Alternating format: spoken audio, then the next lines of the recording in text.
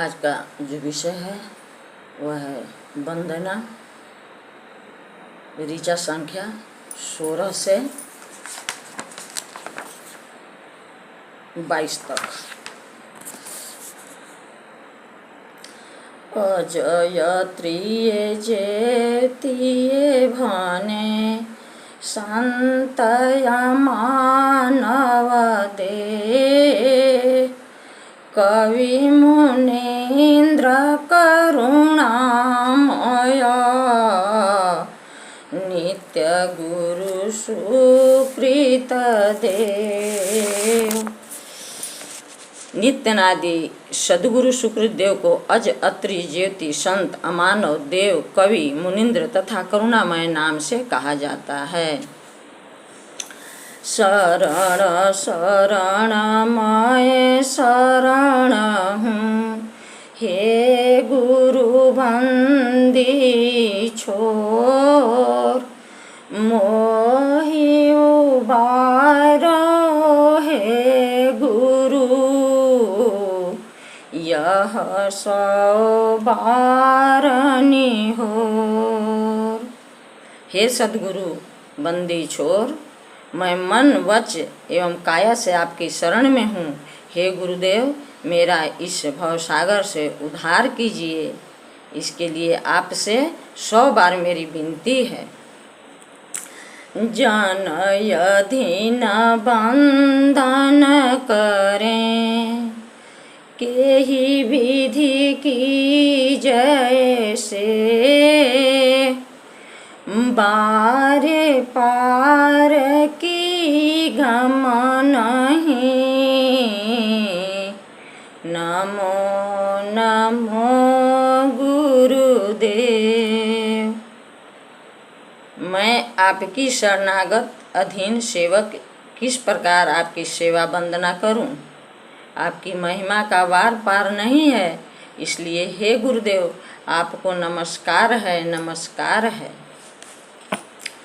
साहब सद्गुरु एक हैं, भेद भाव जनि मान। व्यक्त रूप दर्शन मिले, दैसी इच्छा तत्व ज्ञान। साहेब और सद्गुरु एक हैं, दोनों में कोई भेद नहीं है। अव्यक्त सत्पुरुष का व्यक्त रूप सद्गुरु हैं। उसी व्यक्त रूप का दर्शन होता है जिसके द्वारा संसार को शिक्षा और तत्व ज्ञान प्राप्त होता है। सद्गुरु द्वारा अध्यात्म के समस्त तत्वों का बोध होता है। साधन योग विज्ञान में सद्गुरु के स्वरूप द्वारा उसके निरोध में अव्यक्त सत्ता का साक्षात्कार होता है। सद्गुरु द्वारा ही अव्यक्त परम पुरुष की प्राप्ति होती है। व्यक्तया वरया व्यक्त हैं, सद्गुरु दोये स्वरूप। अनुभव गतिया व्यक्त है, अंतर शब्दयनु। प्रकृति पार अनुपम अनुभवगम्य शब्द स्वरूप। व्यक्त और अव्यक्त सद्गुरु के 2 स्वरूप हैं।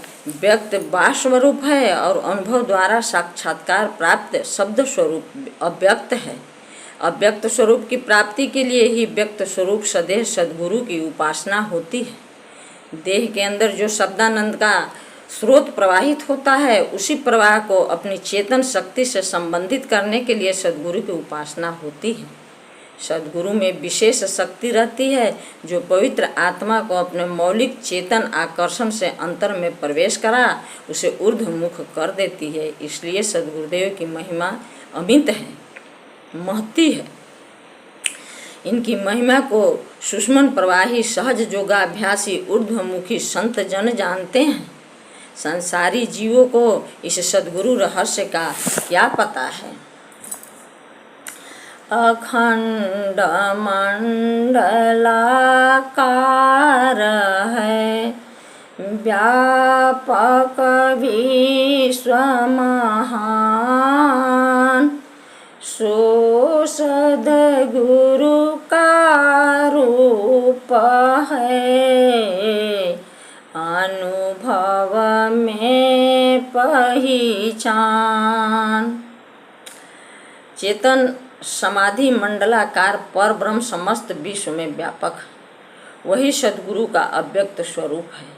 उसको साधन भेद द्वारा प्रत्यक्ष अनुभव करके पहचाने। योग समाधि द्वारा सद्गुरु के अव्यक्त स्वरूप का साक्षात्कार होता है। गुरु कहाँ नर सम जानते, वे पामर जीवयंद, जन्म मरण चक्र सहे, काल कर्म जड़ बंध। ज्ञानहीन अधम जीव गुरु को मनुष्य समझते हैं। वे अपने अज्ञानवश काल चक्र द्वारा प्रकृति के बंधन में पड़कर बार बार जन्म मरण के दुख को प्राप्त होते हैं। बोलिए सद्गुरुदेव भगवान की जय।